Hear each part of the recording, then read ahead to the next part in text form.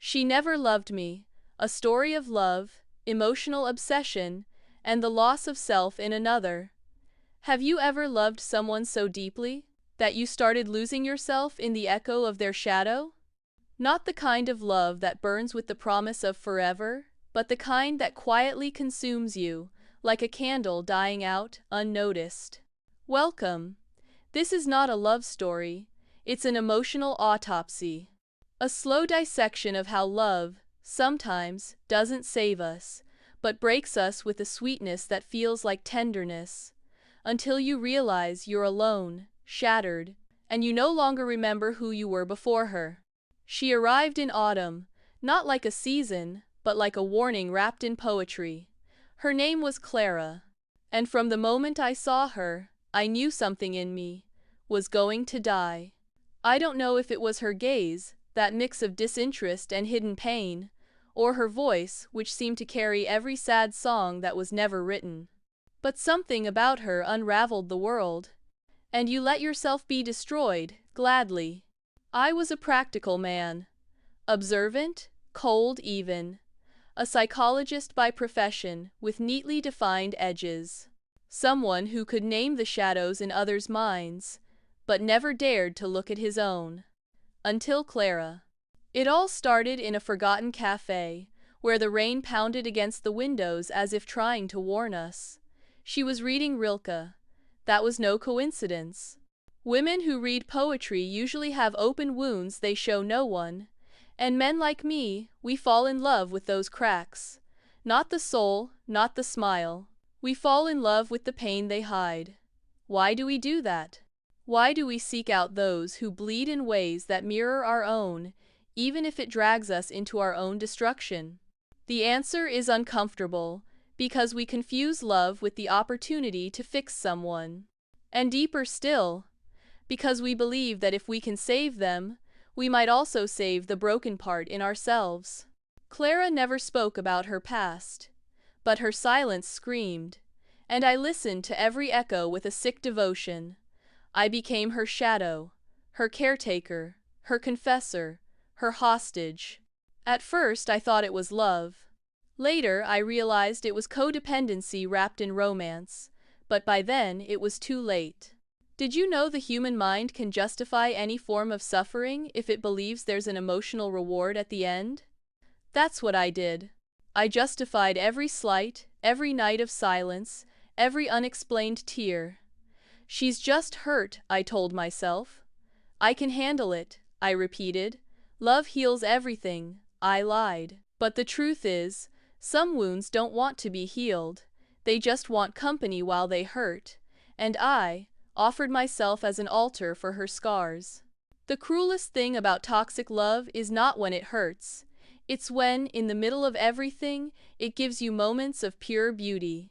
Stolen moments where everything seems to fit. Where she looks at you and smiles like you're her only refuge in the world. And you believe all the chaos was worth it. But those moments don't last, they're emotional crumbs. And you, starving, learn to survive on them. Clara had a special way of destroying me, not with screams or violence. She did it with absence. With those silences in which you start inventing reasons to justify abandonment. She would leave for days. No explanation. Return as if nothing had happened, sometimes with a wilted flower, other times with a poem scribbled on old paper. And I accepted it all like an addict desperate for the next dose. Has it happened to you? Have you ever been so emotionally manipulated that you confused abandonment with passion? That you believed their distance was part of their art and not their lack of love? Dysfunctional relationships follow a cruel cycle. Idealization, devaluation, discard.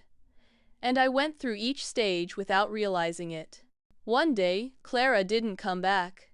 No letter, no message, just her absence, and a box with a highlighted book. Those who get lost inside don't always want to be found. I spent months trying to understand. I sat at the same table in the cafe, staring at the rain, reading her old highlights like an archaeologist of a love that never truly existed. I went through our conversations like clues from an emotional crime scene, And I found something terrifying. I wasn't in love with Clara. I was in love with my need to feel needed. Here's where the story changes. It's no longer about Clara, it's about us. Why are we drawn to the love that hurts? Why are we fascinated by broken, unreachable, mysterious people who look at us with the promise of something they never give? The answer is an abyss. Many of us grow up believing that real love must be earned through pain, that suffering makes it more authentic, that if it hurts, it's more real. It's a sick narrative repeated in songs, films, stories, and without realizing it, when life places a Clara in front of us, we fall. Not for love, but for a wound that never healed, begging to be repeated. In psychology, we call this repetition compulsion. You unconsciously seek to relive the original wound to see if this time you can change the ending. Spoiler, you can't. But you keep trying. Again and again. Today, Clara is still alive. I saw her once, years later, in another city, with another man. She looked at me, smiled, and kept walking.